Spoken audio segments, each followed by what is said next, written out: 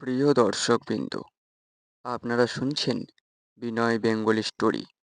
শুরু করছি আমাদের আজকের গল্প, আমৃত্যু ভালোবাসি তোকে। লেখনীতে সালমা চৌধুরী।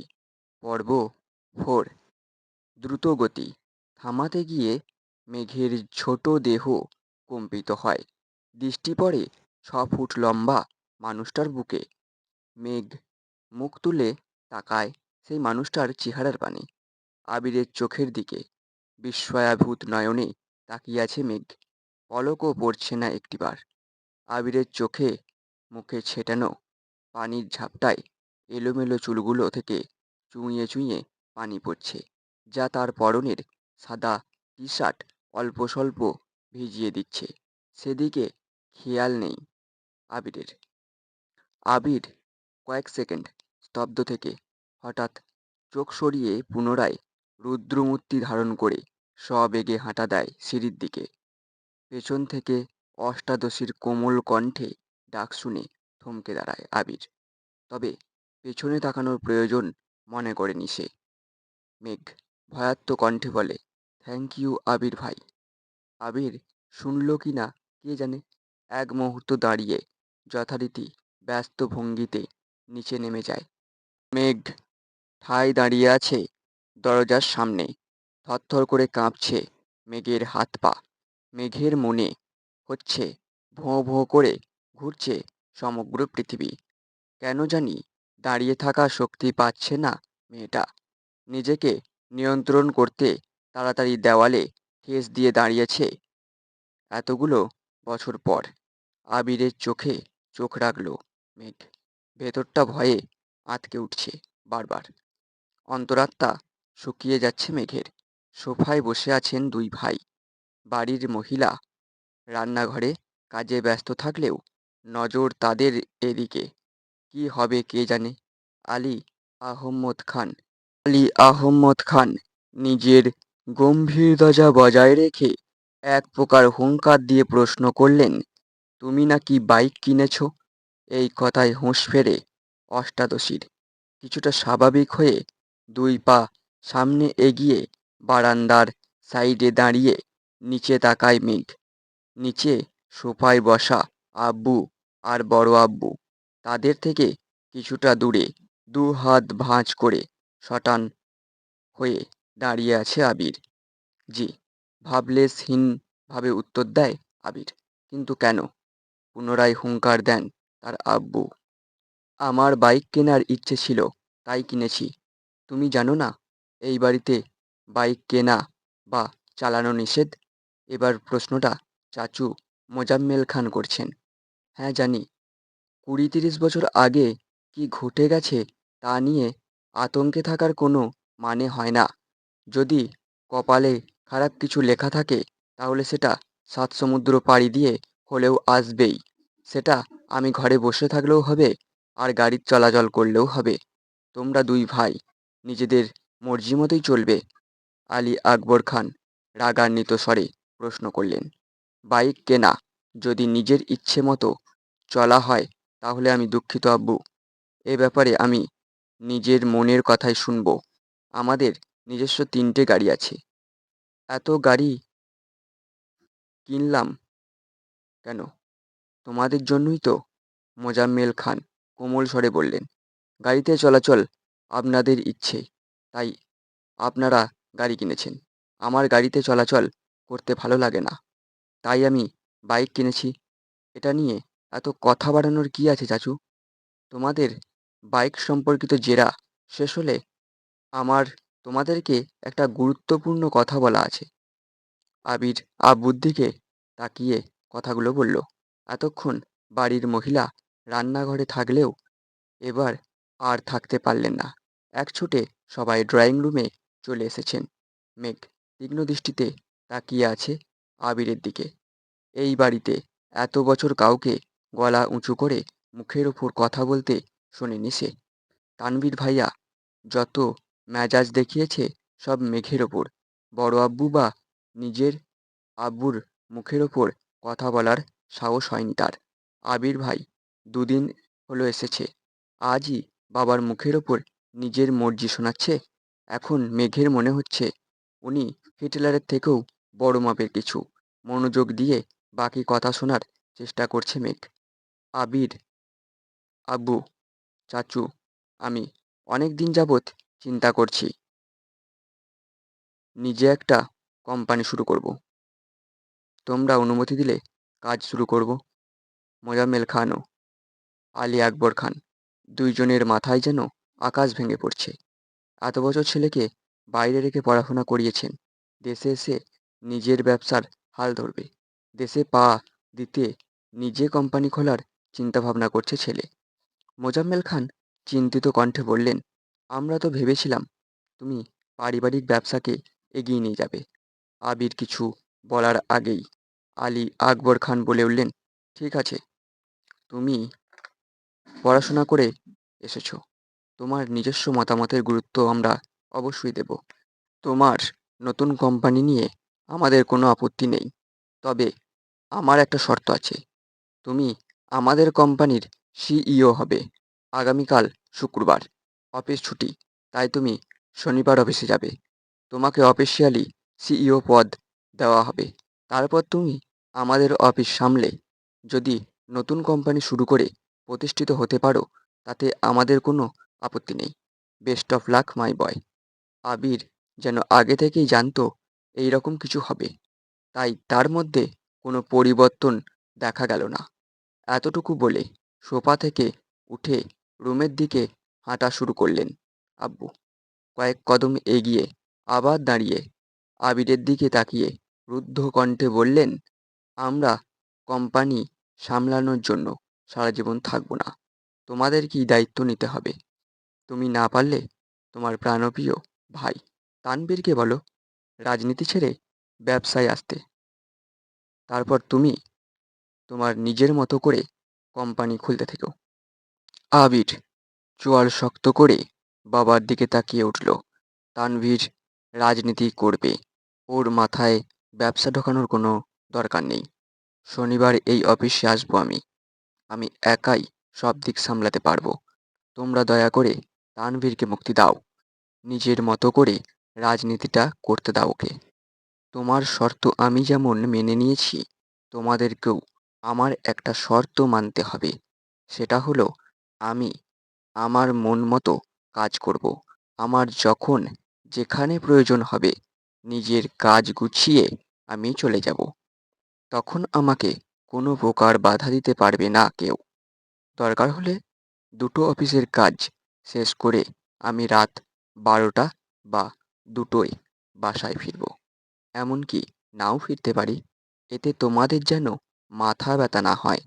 একদমে কথাগুলো বলে কোনো দিকে না তাকিয়ে দ্রুত পায়ে বাসা থেকে বেরিয়ে যায় আবির। আলী আহম্মদ খান কয়েক মুহূর্ত দাঁড়িয়ে কোনো কথা না বলে রুমের দিকে হাঁটা দেন। পিনপতন নীরবতা বাড়িতে। সোফায় বসে আছেন মোজাম্মেল খান, কাছেই 3 ঝা। একজন আর একজনের দিকে তাকাচ্ছে বারবার। তাদের আবিরের প্রতি পূর্ণ বিশ্বাস আছে, কিন্তু সমস্যা হচ্ছে বাহিরের দুনিয়া সামলাতে গিয়ে নিজের প্রতি না যত্নহীন হয়ে পড়ে ছেলেটা। এটাই তাদের চিন্তার বিষয়। নিচে উপস্থিত মানুষগুলোর মধ্যে চিন্তার ছাপ দেখা গেলেও উপরে দাঁড়িয়ে এক প্রকার বিনোদন উপভোগ করছিল মেঘ।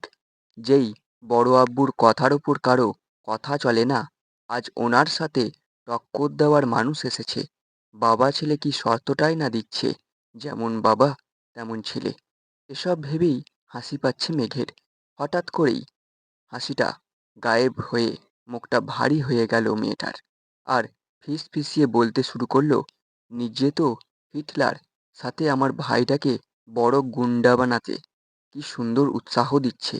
এত বছর ভাইয়ের জ্বালায় জীবন তেজপাতা, এখন আবার আরেকজনের আবির্ভাব হলো। কপালটাই খারাপ আমার। এখন নিচে যাওয়ার পরিস্থিতি নেই, তাই বিড়বিড় করতে করতে রুমে ঢুকতে যাবে, হঠাৎ চোখ পড়ে আবির ভাইয়ার রুমের দিকে। একরাশ হতাশা নিয়ে রুমে ঢুকে যায় মেঘ। বাবা মাকে ছেড়ে আলাদা রুমে থাকলে খুব স্বাধীনতা পাবে ভেবে নিচেতলা থেকে ওপরতলায় চলে এসেছিল মেঘ। আবির ভাই বিদেশে যাওয়াতে কোনো চিন্তাই ছিল না, কিন্তু মেঘ আসার 15 দিনের মাথায় তানভীরও মেঘের পাশের রুমে চলে আসে জিনিসপত্র নিয়ে। সিঁড়ি দিয়ে সোজা উঠতেই তানভীরের রুম। বোনকে পাহারা দিতেই মূলত এই রুমে আসা। তানভীর যতক্ষণ রুমে থাকে ততক্ষণ নিজের রুমের দরজাটা খুলে রাখে। মেঘ সিঁড়ি দিয়ে দৌড়ে উঠতে গেলেও ভাইয়ের কথা ভেবে আস্তে ধীরে ওঠানামা করে। বর্তমানে মেঘের অবস্থা নাজেহাল, কারণ তার এক পাশে আবির ভাইয়ের রুম, আর এক পাশে তানভীর ভাইয়ের। তানভীর ভাইয়ের পাশের রুমটা মিমের জন্য ঠিকঠাক করা হচ্ছে। কিছুদিন পর থেকে মিমও ওপরেই থাকবে, কিন্তু তাতে কি, ভাইয়ের ঘর ডিঙিয়ে মিমের রুম পর্যন্ত যেতে পারবে কিনা সন্দেহ আছে। রাত 10টার উপরে বাজে। সবাই খাওয়া দাওয়া শেষ করে যার যার রুমে চলে যায়। আবির এখনো বাড়ি ফেরেনি। মালিহা খান সোফায় বসে অপেক্ষা করছেন ছেলের জন্য। 10-15 মিনিট পর বাড়িতে ঢুকলেন আবির আর তানভীর। মাকে বসে থাকতে দেখে কিছুটা রাগান্বিত হলো ছেলে।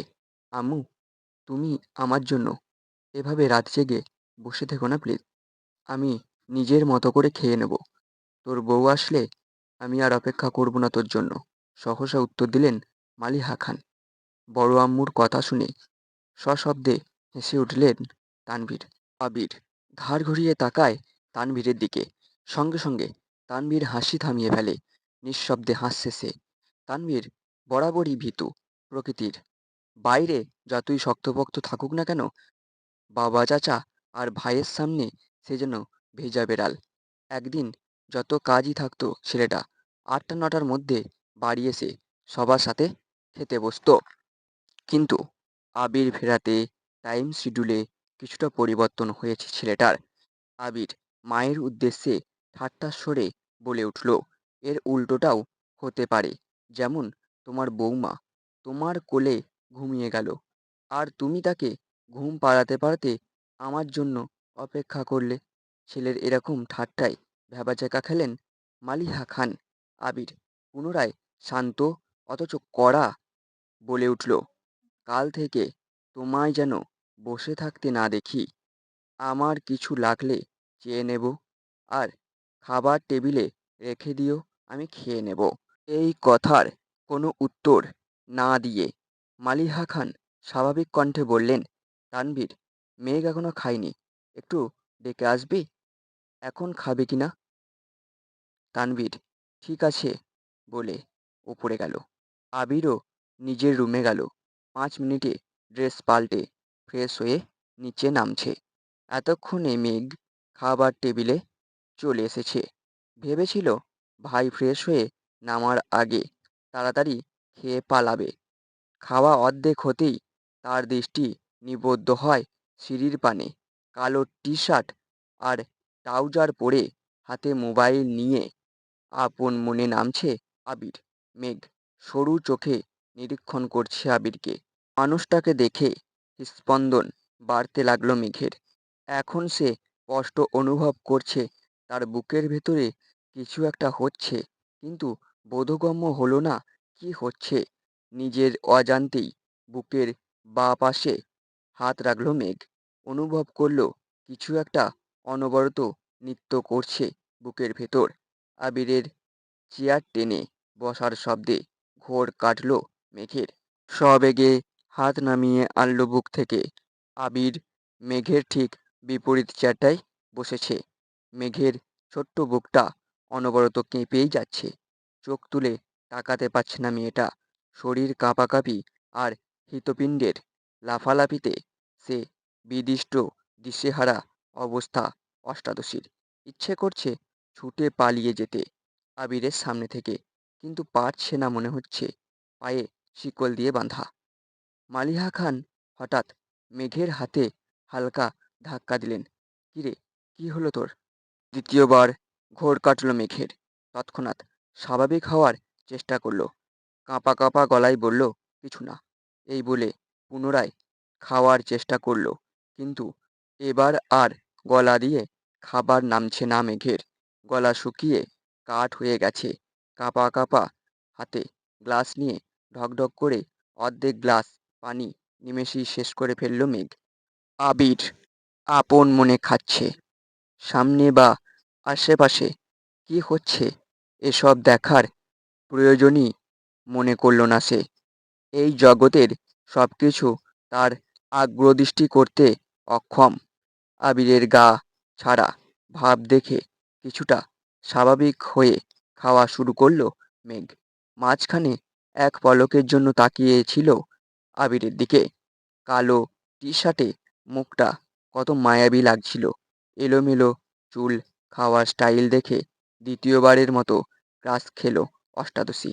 কে বলতে পারে দুদিন আগে পর্যন্ত আবিরের কোনো স্মৃতি ছিল না মেঘের মন মস্তিষ্ক জুড়ে।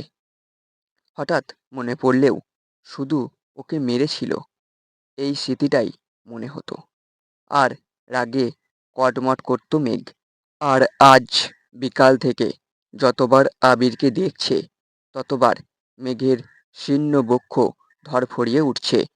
ছোটবেলা যে ভয়টা ভাইয়ের প্রতি বোনের ছিল সেটা আজ বদলে গেছে। আবিরের দৃষ্টি তাকে বরফের ন্যায় জমিয়ে দিচ্ছে প্রতিনিয়ত। এই দৃষ্টিতে সূচালো কিংবা ধারালো অস্ত্র আছে যা এক কিশোরীর বক্ষ পিঞ্জর এফোর ওফোর করে দেওয়ার ক্ষমতা রাখে। আবিরের দিকে এক দৃষ্টিতে তাকিয়ে হাবিজাবি চিন্তা করছিল মেঘ। আবির চোখ তুলে তাকাতেই মেঘের মনোযোগ ঘুরে গেল। আবিরের তপ্ত দৃষ্টি মনে হচ্ছে ফালা ফালা করে দিচ্ছে হৃৎপিণ্ডটা। দৃষ্টি সংযত করে চিবুক নামিয়ে নিল গলায়। সহসা মুখবিবর চুপসে গেছে আমসত্ত্বের ন্যায়। দ্বিতীয়বার আবিরের দিকে তাকানোর স্পর্ধা টুকু হয়নি অষ্টাদশীর। এর মধ্যে মালিহা খান ছেলে আবিরের উদ্দেশ্যে বলে উঠলেন, তোর নতুন কোম্পানিটা কি না খুললেই হয় না? তোর বাবা বিষয়টা ভালোভাবে নিচ্ছেন না। কেন বাবাকে রাগিয়ে দিচ্ছিস? তোর বাবা তোকে অনেক ভালোবাসে। শানিত স্বরে মায়ের দিকে তাকিয়ে আবির বলা শুরু করলো, ছেলেরা সারা জীবন বাবাদের প্রিয় থাকতে পারে না। নিজের স্বপ্ন ইচ্ছাকে প্রাধান্য দিতে গিয়ে দূরত্ব বেড়ে যায় বাবা ছেলের। এটা অস্বাভাবিক কিছু না। যদি বাবার স্বপ্ন বা ইচ্ছের হাল প্রতিটা ছেলে ধরতো তাহলে পৃথিবী এতটা এগিয়ে যেত না। আমাকেও দেশ ছেড়ে এত বছর বাইরে পড়ে থাকতে হতো না। আব্বু নিজে এই কোম্পানি শুরু করেছিল। উনি যদি ওনার বাবার ইচ্ছেকে প্রাধান্য দিতেন তাহলে আজ এত দূরে পৌঁছতেন না। তাছাড়া আমি তো বলিনি বাবার স্বপ্ন বাদ দিয়ে আমি আমার স্বপ্নকে প্রাধান্য দেব। আমার স্বপ্ন একান্তই আমার। আমি দুদিকই সামলাবো। তুমি এসব নিয়ে অযথা চিন্তা করে নিজের শরীর খারাপ করো না। মালিহা খান চিন্তিত স্বরে বলে উঠলেন, এত চাপ আর দৌড়াদৌড়ি করে তো নিজে অসুস্থ হয়ে পড়বি বাবা। আবির গম্ভীর কণ্ঠে বলে উঠল, তোমাকে তো বললাম আমার জন্য দুশ্চিন্তা করতে হবে না। তানভীর মাঝখান থেকে বলে উঠল, ভাইয়ার জন্য চিন্তা করার মানুষ আছে বড় আম্মু। তুমি রিল্যাক্সে থাকতে পারো। মেঘ এতক্ষণ নীরবে খেলেও এই কথা শোনা মাত্রই ছোট দেহ কম্পিত হয় আর আতঙ্কিত হয়ে তাকালো আবিরের দিকে। আবির তৎক্ষণাৎ ঘাড় ঘুরিয়ে তাকালো তানভীরের দিকে। অমনি মুখটা চুপসে গেল তানভীরের। করুণ স্বরে বলল, সরি ভাই। পিনপতন নীরবতা খাবার টেবিলে। কেউ কোনো কথা বলছে না। মেঘের মনটা সহসা খারাপ হয়ে গেল। তানভীর আবিরের একনিষ্ঠ ভক্ত। এক কথায় দুইজনের বেস্ট ফ্রেন্ড। আবির গুরুগম্ভীর স্বভাবের, রাগী, কথা কম বলে, কিন্তু দিন শেষে আবিরের অপ্রকাশিত আবেগগুলো তানভীরকেই শেয়ার করে এসেছে এত বছর। এমনকি এখনও আবিরের থেকেও বেশি তানভীর ভালোবাসে আবিরকে। আবির যদি বলে সারা রাত এক পায়ে দাঁড়িয়ে থাকবি, তানভীর তাই করবে। আজকের মতো গল্প এখানেই সমাপ্ত করছি। দেখা হচ্ছে পরবর্তী কোনো পর্বে। ততক্ষণ ভালো থাকবেন।